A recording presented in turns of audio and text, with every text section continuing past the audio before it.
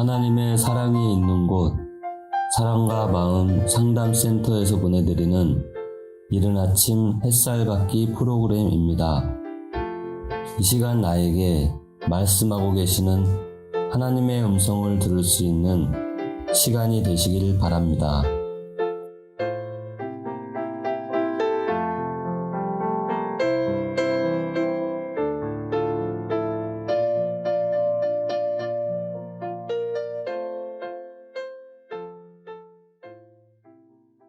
고난주간 1일차 월요일입니다. 고난주간을 시작하면서 여러분들에게 첫 주제로 말씀을 드립니다. 마가복음 14장 32절부터 42절입니다. 나는 그리스도의 십자가의 죽음이 이해되는가? 라는 주제로 나눠보도록 하겠습니다. 본문의 말씀입니다. 그들이 겟세마네라 하는 곳에 이르매 예수께서 제자들에게 이르시되 내가 기도할 동안에 너희는 여기 앉아있으라 하시고 베드로와 야고보와 요한을 데리고 가실새 심히 놀라시며 슬퍼하사 말씀하시되 내 마음이 심히 고민하여 죽게 되었으니 너희는 여기 머물러 깨어있으라 하시고 조금 나아가사 땅에 엎드려 될 수 있는 대로 이때가 자기에게서 지나가기를 구하여 이르시되 아빠 아버지여 아버지께는 모든 것이 가능하오니 이 잔을 내게서 옮기시옵소서. 그러나 나의 원대로 마시옵고 아버지의 원대로 하옵소서 하시고 돌아오사 제자들이 자는 것을 보시고 베드로에게 말씀하시되 시몬아 자느냐? 네가 한시도 깨어 있을 수 없더냐? 시험에 들지 않게 깨어 있어 기도하라. 마음에는 원이로되 육신이 약하도다 하시고 다시 나아가 동일한 말씀으로 기도하시고 다시 오사 보신즉 그들이 자니 이는 그들이 눈이 심히 피곤함이라. 그들이 예수께 무엇으로 대답할 줄을 알지 못하더라. 세 번째 오사 그들에게 이르시되 이제는 자고 쉬라. 그만 되었다. 때가 왔도다. 보라 인자가 죄인의 손에 일어나라 함께 가자. 보라 나를 파는 자가 가까이 왔느니라. 오늘 본문의 내용을 보면요. 극심한 고통을 감수하기 위해서 주님께서 준비 기도를 하시고 계시는구나 라는 것을 알 수가 있습니다. 제자들에게 요구하신 내용은요. 내가 기도할 동안에 너희는 여기 앉아있으라. 너희는 여기 머물러 깨어있으라. 시몬아 자느냐? 네가 한 시간 더 깨어있을 수 없더냐? 시험에 들지 않게 깨어있어 기도하라. 마음에는 원이로되 육신이 약하도다. 이제는 자고 쉬라. 그만 되었다. 때가 왔도다. 일어나라. 함께 가자. 보라 나를 파는 자가 가까이 왔느니라. 자, 이런 말 속에서 주님이 느끼시는 제자들의 상태는 어떤 상태일까요? 제자들은 아직 성령 받기 전에 있었습니다. 주님은 내가 기도할 동안에 쉬고 있어라 라고 제자들에게 배를 하듯이 아니면 체념하듯이 말씀하신 걸까요? 주님께서 십자가에서 죽으시기 전에 남겨진 제자가 8명이죠. 주님께서 기도하시려는 지금 주님은 제자들에게 어떤 의무나 당부함이 없으신 채로 단지 쉬라고 하셨습니다. 제자들은 예수님의 심정을 충분히 이해할 만한 영적 지혜와 세상에서 별 볼일 없는 존재처럼 죽어갈 자칭 하나님의 아들이신 예수님의 처참한 죽음 앞에서 예수를 그리스도로 부인하지 않고 인정할 정도의 용기가 결여되어 있다는 것을 이런 상태에 있음을 주님은 잘 알고 계십니다. 사실 제자들은 혼돈스러울 것입니다. 왜냐면요. 제자들은 주님의 하늘의 영광을 본 제자들이었습니다. 엿새 후에 예수께서 베드로와 야고보와 요한을 데리고 따로 높은 산에 올라가셨더니 그들 앞에서 변형대사 이렇게 엘리야와 모세가 함께 나타나서 주님이 말씀하신 이 내용 그곳이 광채가 나며 세상에서 빨래한 자가 그렇게 희귀할 수 없을 만큼 희어졌다. 이 하늘의 영광 그리고 구름 속에서 이는 내 사랑하는 아들이니 너희는 그의 말을 들어라.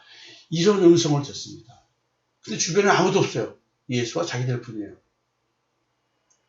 그러나 이제 제자들은 이런 하늘의 영광을 보고 들었는데 제자들이 모르는 처참한 죽음 앞에선 주님의 고민하시고 슬퍼하시는 그런 마치 두려워하는 듯한 모습을, 인간적인 모습을 바라보고 있습니다.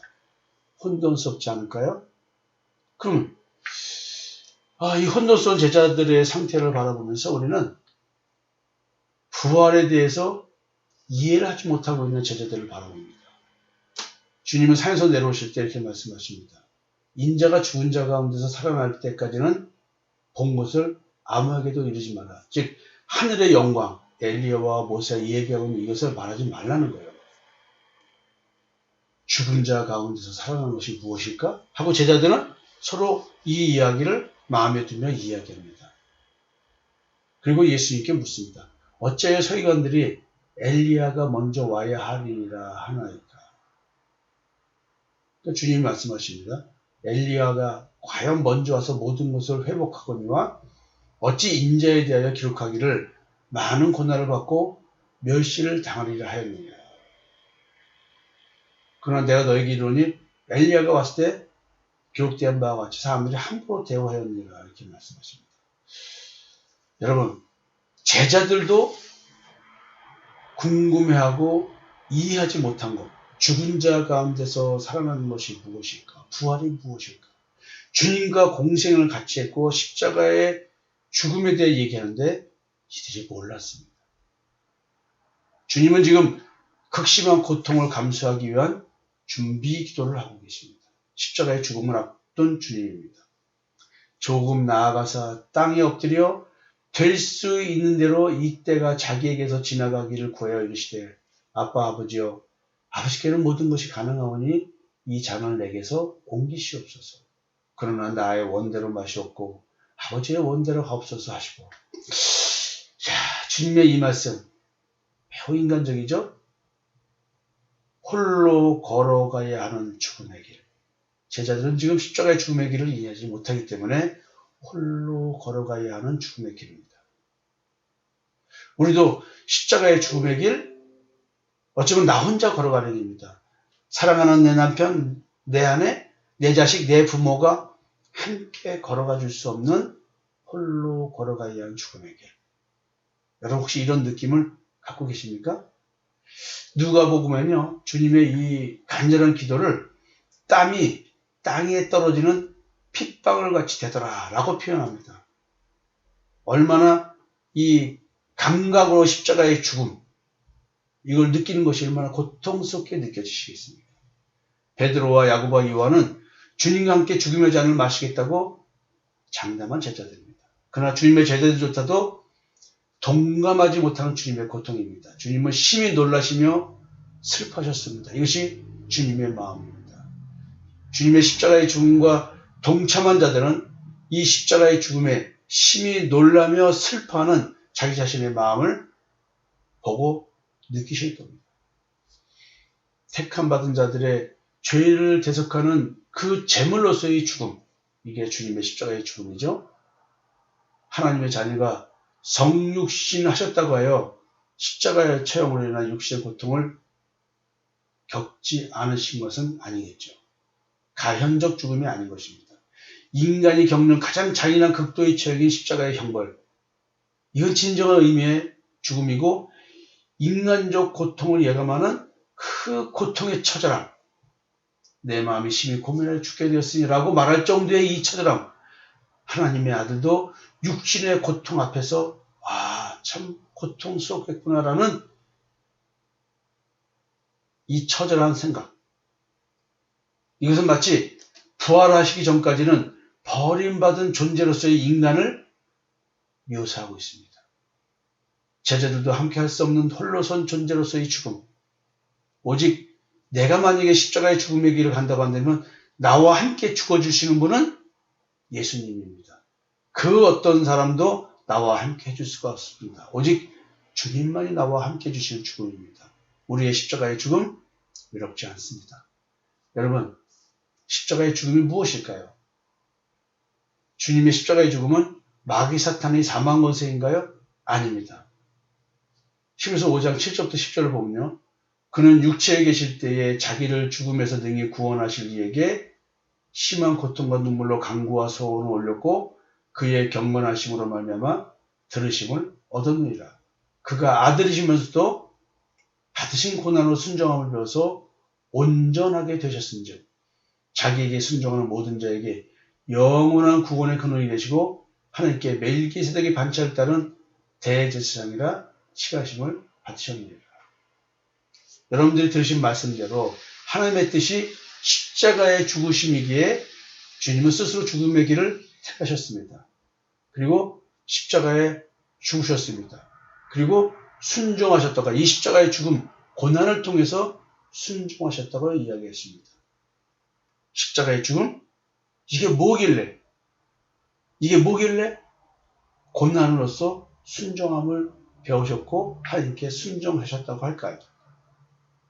보라 인자가 죄인의 손에 팔리리라 라는 얘기를 하십니다. 주님이 왜 팔리는가요?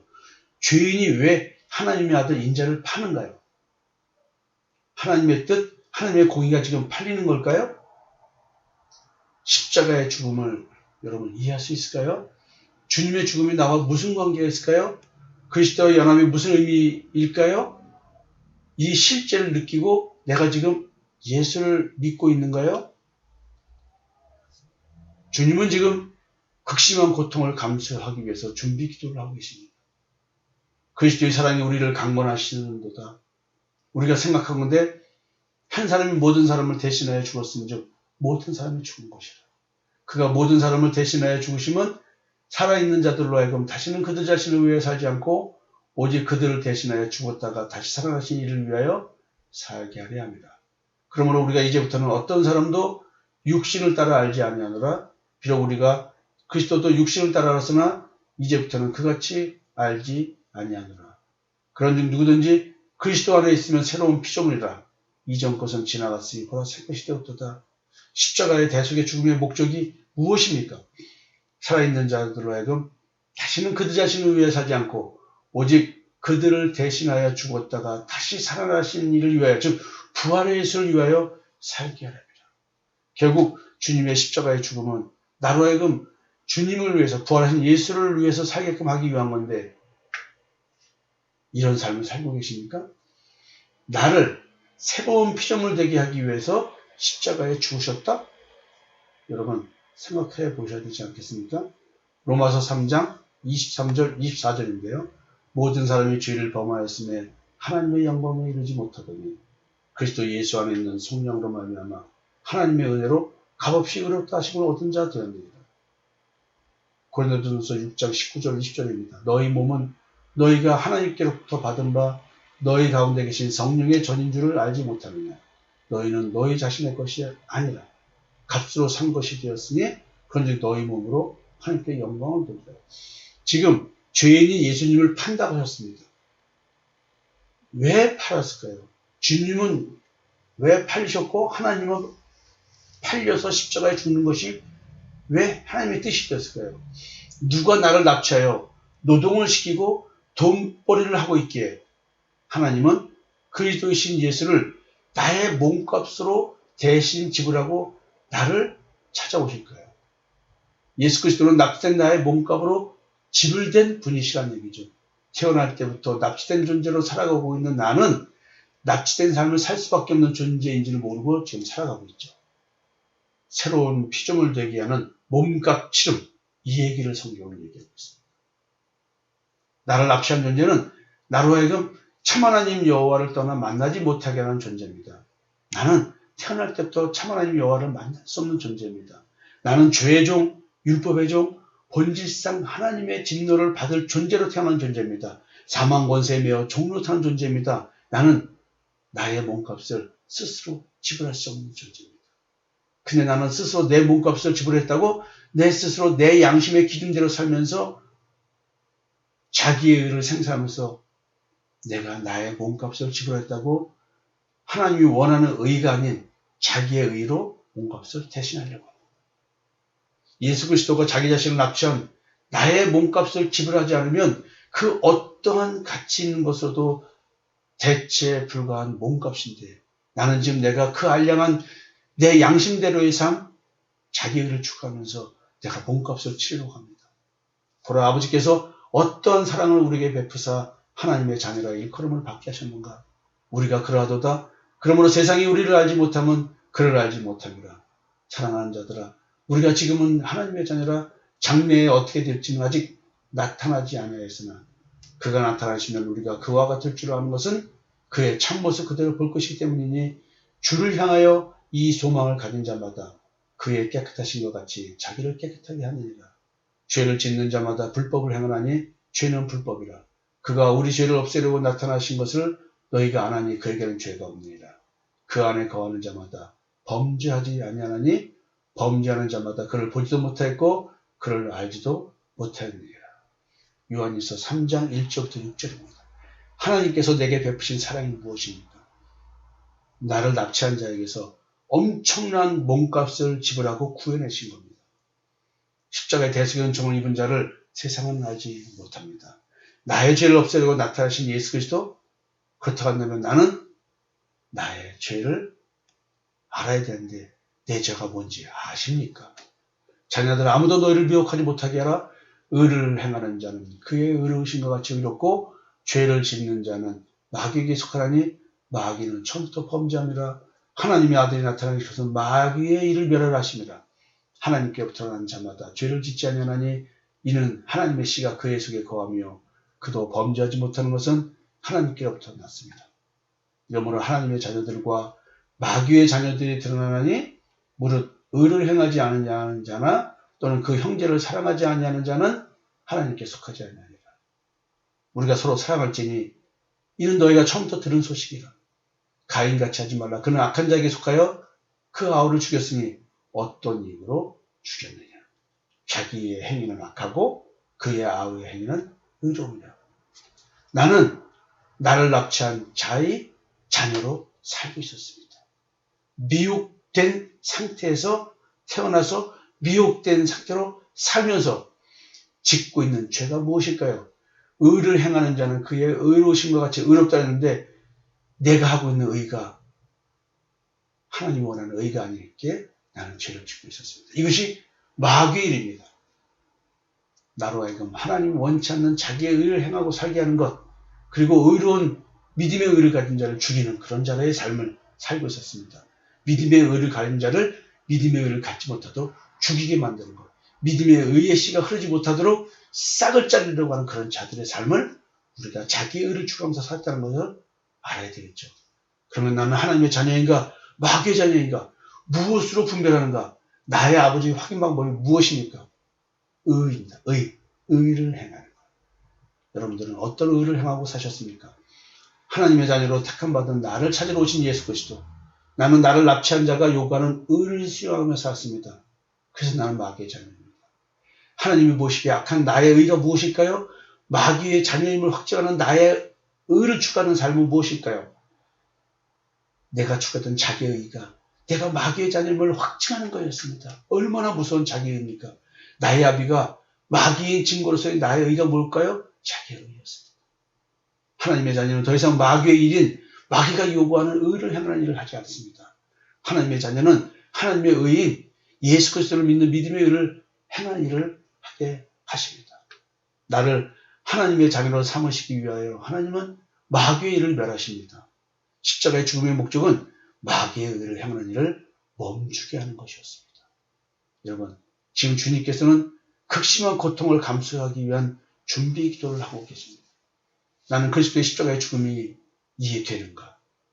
성령 받기 전에는 제자들도 이해하지 못한 주님의 십자가의 죽음과 부활 사건의 의미와 자기 적용, 이것을 이해된다고 고백하는 분들은 모두 자기의 죄가 무엇인지, 자기가 일해왔던 자기의 의가 무엇인지, 내가 누구의 무엇에 팔려 종료 타고 있었는지, 그래서 예수 십자가에서 나 대신 죽으실 수밖에 없었는지, 예수가 십자가에서 나 대신 죽으실 수밖에 없었는지, 이런 것들을 말로 표현은 못해도 느끼고 깨닫고 있어야만 합니다.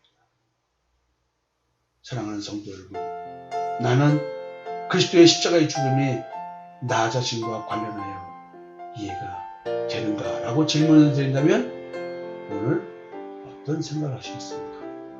오늘 고난주간 1회차입니다. 오늘 이 질문에 한번 답해보는 하루를 보내셨으면 좋겠습니다.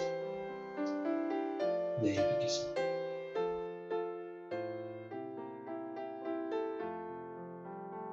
지금까지 사랑과 마음 상담센터에서 보내드리는 이른 아침 햇살 받기 프로그램이었습니다.